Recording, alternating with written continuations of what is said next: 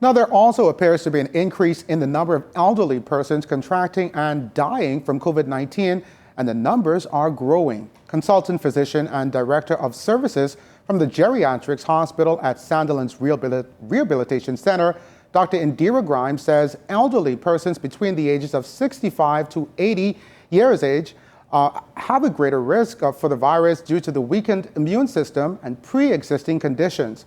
Now, Dr. Grimes says based on her personal encounters, this vulnerable group requires hospitalizations, intensive care, and ventilation due to the aggressiveness of the virus. According to the World Health Organization, WHO, data from April 2020, more than 95% of the COVID-19 deaths were among people over 60 years of age, and more than half of those deaths occurred in persons over 80.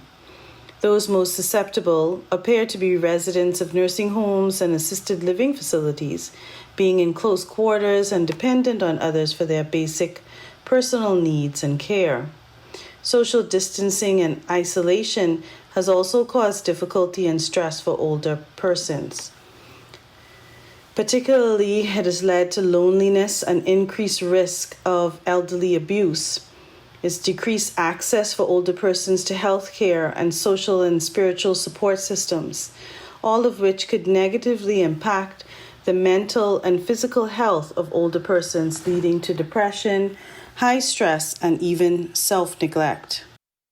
Now, Dr. Grimes gave these preventative tips members of the elderly community should adhere to avoid contracting the coronavirus. To help prevent the spread of COVID-19, one needs to know and understand how the virus spreads. It spreads from one person to the next in close contact, that is, they are less than 6 feet apart, and it spreads through respiratory droplets produced when an infected person coughs, sneezes, or talks, and the droplets can be inhaled through the mouth or nose, thus spreading the infection.